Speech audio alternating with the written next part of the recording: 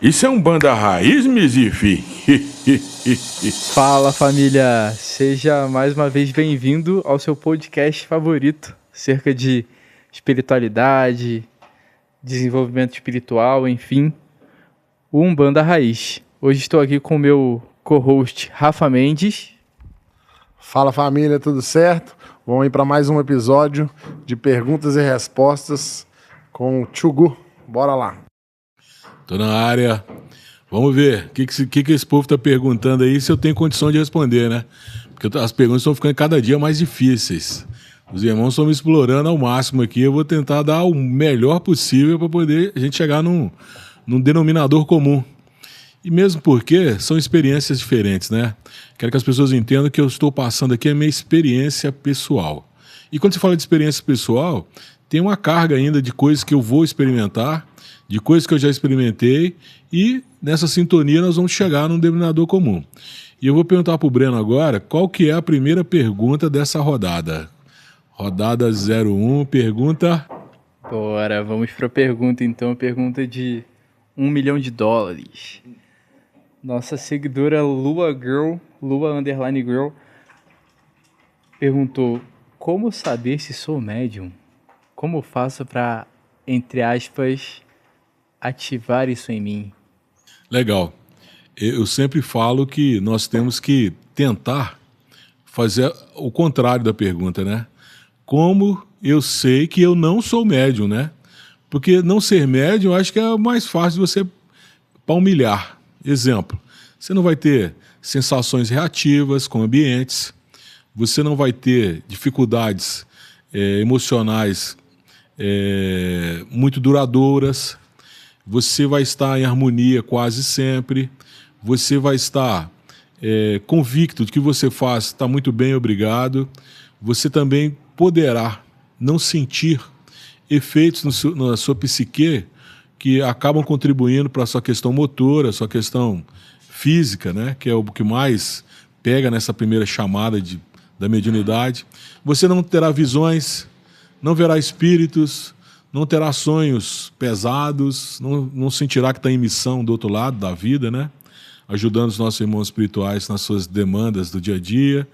Você também não terá conflitos de caráter de fé. Você não terá também nenhuma vivência que não importe que você tenha que abrir mão de coisas materiais numa constância tão grande para poder priorizar a sua espiritualidade. Então fazer o caminho contrário é responder a pergunta dela, porque para você se sentir médio, você tem que passar por esse caminho contrário. E esse caminho contrário é o que te cobra muito. Você tem todo dia uma cobrança, uma chamada moral, onde você é convidado a se renovar, se refazer, repensar, fazer uma ressignificação da sua vida para que você tenha uma importância na missão que foi te dada antes de você descer aqui a matéria, que é a missão da mecânica, de incorporação, da clariaudiência, da clarividência, da vidência e de outras manifestações mediúnicas. A gente toca muito mais a fundo nesse assunto lá no episódio Será que eu sou um médium? Tem um episódio totalmente dedicado a essa questão, que inclusive é isso, né? Eu acho que uma das coisas que nós mais aprendemos ali, né, nesse episódio foi que ser médium não é um superpoder, na verdade é uma responsabilidade, né? Sim, uma responsabilidade que é duradoura, porque você não consegue fechar a mediunidade, né? Eu vejo aí pessoas que pensam que fecharam a mediunidade, que cortaram a conexão, mas na realidade é dado para eles um tempo de suporte, né? E as consequências desse não exercício da mediunidade, para quem passa por isso, é gritante. Por quê? A sua sensibilidade continua a mesma, a sua questão social, né, de ser um antissocial nessas chamadas aí, mundanas aí, fica mais acentuada, e você acaba sofrendo o mesmo processo. Você abre mão de buscar esclarecimento, de buscar retirar suas dúvidas, de buscar luz na sua caminhada, em prol de uma caminhada que vai ser marcada aí por essa dúvida atroz, se eu poderia estar fazendo mais, se eu poderia estar oferecendo mais. eu como instrumento, se eu poderia estar realmente sendo um aparelho de ligação com o que é mais puro, ideal para a humanidade. Então, tem essas percepções. É uma pergunta que nós já respondemos no outro podcast, ela está bem completinha lá, mas a gente dá esse toque aqui, esse toque de Midas, né? Legal. A gente dá esse toquinho para poder fazer a pessoa refletir, pensar. É uma Pensa. pergunta que ao longo dos próximos episódios eu acho que sempre vai estar presente, né? Sim. Essa questão da mediunidade aí é questão de atropelos e atropelos.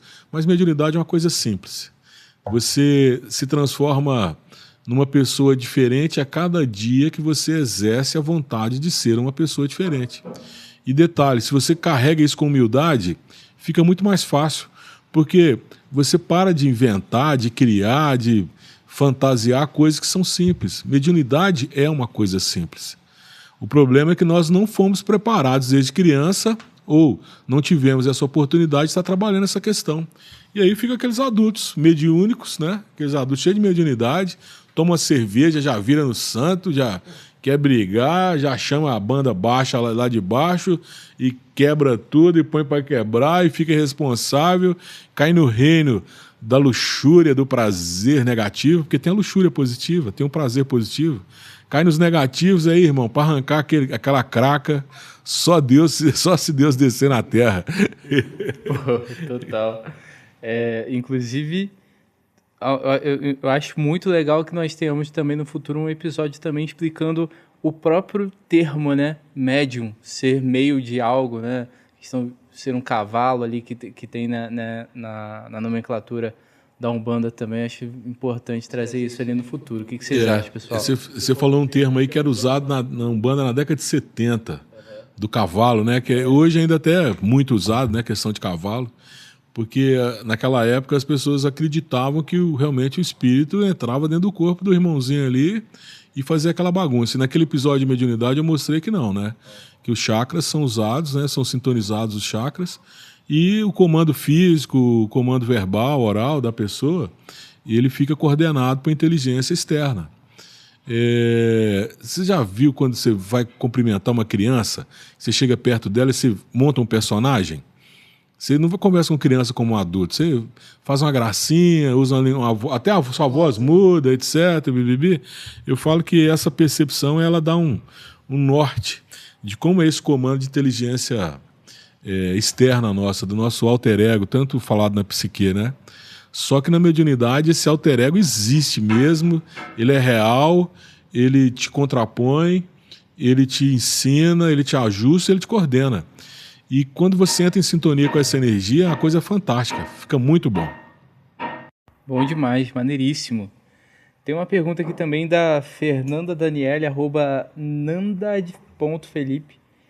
Que tal um episódio para falar das entidades, Exus e Pombagiras, crianças, pais velhos e caboclos? Teremos episódio. Sim, podemos fazer um episódio para poder falar, mas dá para poder adiantar alguma coisa, né? Simbolicamente, a Umbanda usa essa figura da idade natural premente, né, da primeira idade, que é quando nós chegamos aqui, a nossa infância, a nossa idade na juventude e a nossa idade na senilidade, que é na velhice. Então, é um princípio que vem lá da cosmogênese, né, da criação, onde Deus era um, se dividiu em duas polaridades, e essas três polaridades manifestadas precisavam de um campo material para habitar. Então o pai velho, a mãe velha, o pai velho, o caboclo e a criança, que são as entidades que nós usamos de forma direta na Umbanda esotérica, nós fazemos vídeo de criança, de pai velho, de caboclo, de guardião, essas entidades elas simbolizam isso, né? A gênese, né? O início, o meio e o fim, do alfa ao ômega, dos três ciclos de manifestação na matéria, que é o ciclo inconsciente, o consciente e o superconsciente, né? Por isso que a criança tem a pureza, o caboclo tem a força, o pai velho tem a sabedoria. São simbolismos de frequências que nós vivemos.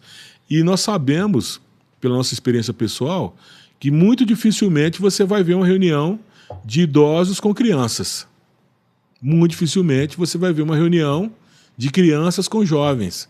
São feudos de fases de grau de consciência que nós temos. Geralmente as crianças gostam de ficar com criança, Os jovens gostam de ficar com os jovens e os velhos gostam de ficar com os velhos. Por que será que é assim, né? Claro, mas meu avô adora brincar com criança. Tá, mas quando ele vai conversar sobre a vida, sobre as coisas, ele quer pessoa que esteja ali no mesmo nível que ele, de sabedoria, de percepção, e os jovens também são os grupos, né, os feudos. Então, explicando assim basicamente, criança, caboclo, pai velho, é isso, e guardião é o que liga, né? É o que traz o espírito da matéria e que retira o espírito da matéria. Quando você vai nascer, são os guardiões, os anjos da guarda, que trazem esse elemento espiritual para habitar ali dentro do útero da mulher. E ele fica ali na parte lateral, acoplado ao chakra umbilical, e ele só entra no corpo mesmo quando você sai pelo parto, que você puxa o primeiro ar, naquele primeiro ar, essa fagulha espiritual entra no seu corpo e vai habitando ali aos poucos. E se ajusta aos 21 anos, e de 7 em 7 anos vai ajustando mais, e quando chega na fase dos 49 anos, ele começa já a desacoplar para preparar o corpo para a próxima etapa. Você nasce ali de 0 até 21, mantém de 21 a 49, de 49 até o infinito, você vai desacoplando. É legal essa pergunta. Eu achei por isso que eles falam que de 7 em 7 anos você muda como se fosse de fase, né? Você muda de frequência, porque pode ser um aprofundamento maior do espírito no corpo, e pode ser também já um processo de desligamento. São os setênios, né? Cara, o negócio é muito simples. Aqui, ó, nós somos basicamente um espírito trancado num corpo material. E as chaves desse corpo, dessa prisão, são os chakras. Então, tipo assim, ó, se o seu chakra mental foi mal utilizado, se você bombardeou ele com coisas que são desnecessárias, se você carregou demais a sua mente com porcaria, ele vai ter um desgaste natural. Na sua velhice vai faltar esse chakra, ele vai ficar pembado. Aí vem doenças neurológicas, vem depressão, vem tristeza, vem Alzheimer, vem Parkinson, etc., por bombardeamento. E muitas vezes você já desce na matéria já com desarmonia no chakra, na expectativa que você se espiritualize o máximo possível para poder trazer esse equilíbrio nessa permanência aqui. E quando chega aqui nesse parquinho de diversões que é o planeta, o nego toca o horror, mete o pé na porta e no final que o cara quer espiritualizar. Agora que eu não estou valendo mais nada, agora eu quero espiritualizar. Já faz até o... Aí eu que faço a pergunta, será que vale a pena? Será que vai dar tempo, né? Será que vale a pena? Será que vai dar tempo, né? Eu já vou fazer até um gancho com a pergunta da Priscila, @SPATode aqui. Por que sexo, droga e apego nos prendem na crosta terrestre? O que é considerado droga? Sexualidade, etc. A gente vai ter um episódio sobre sexualidade também na Umbanda, mas por que sexo, droga e apego nos prendem na crosta terrestre? Pra gente finalizar esse episódio. É muito simples, cara. Volta naquele episódio que eu falei, de você fazer perguntas, né? Se o que você está fazendo está te trazendo crescimento espiritual. Então, numa forma bem reversa, é a mesma coisa de perguntar, o sexo está me fazendo bem? Se ele for desarmonizado, desequilibrado, etc. O uso de substâncias está me fazendo bem? E droga é uma coisa bem ampla, né? Uma coisa bem ampla. Às vezes a pessoa pensa só na substância, mas existem várias formas. Pensamento tem um efeito de... Alimentação, cara. A grande droga hoje do planeta é a alimentação. Essa alimentação industrializada aí, matando o pessoal de diabetes, esses leites aí pembado que a gente não sabe, essas coisas aí que já está tudo desnorteado. E também as substâncias, né? Porque eu já falei que a busca da substância é a saudade que nós temos de quando a gente vivia no reino espiritual puro. E que descemos de lá por incapacidade nossa de manter aquele ritmo e buscando na matéria um caminho mais curto para chegar próximo à fonte criadora que é Deus. Então essas viagens, essas buscas aí que as pessoas fazem, nessas experimentações todas, isso aí tem um dano gigantesco, muito grande, principalmente na famosa pergunta que eu ensinei no outro podcast. Será que eu estou fazendo está contribuindo para a minha espiritualidade? Né? Então, esse alerta não é um alerta assim, doutrinador, não é um alerta de censura, é um alerta puro. É tipo assim, irmão, está fazendo bem para você? Você acha que não tem nada a ver? Continua. Se você... um chamado para autorresponsabilidade. Tipo assim, se você está muito firme numa posição, deixa eu chegar numa posição paralela ali, tipo assim, te dar um cutuco, né? Se o sexo regrado está te fazendo bem, você tem responsabilidade com aquilo, você está doando seu corpo e está deixando sua energia entrar nos outros, e a energia dos outros entrar na sua, está te trazendo prazer, mesmo que seja momentâneo, vai chegar uma hora que o corpo vai parar de produzir prazer. E aí, como é que você vai fazer? Eu brinquei muito hoje com uma pessoa que eu conversei, que eu falei assim, cara, foi ontem, nós não nos preparamos para a terceira etapa, que é a velhice. Nós vamos caminhando, tipo assim, adiando hoje, o tempo vai passando, você passa pela infância, juventude e velhice, e quando você chega lá, você olha para trás, não dá tempo mais. Não dá tempo. E já falei também outras vezes, quando você chega do outro lado, o medo de morrer, a vergonha de chegar lá do outro lado e falar assim, porra, e aí, o que você fez? Qual é a sua credencial para você estar aqui? E você não tem credencial nenhuma. Essa é a pegada. Perguntas muito boas, tá, Breno? Gostei muito dessas perguntas e continue perguntando aí, galera. Vamos ver o que a gente consegue decifrar junto aí, usando a nossa experiência de Umbanda esotérica. Aquele abraço, aquele beijo no coração, um saravá fraternal e até o nosso próximo episódio. É ou não é, Breno? É isso aí. E para você fazer suas perguntas, é lá no @templo... Como é que é, Rafa? Templo Solar Tu És. Templo Solar Tu És. @Templo Solar Tu És. A todo momento temos as caixinhas de perguntas lá no Instagram para que você faça as suas perguntas. Um abraço, até o próximo episódio. Isso é um banda raiz, Mizifi.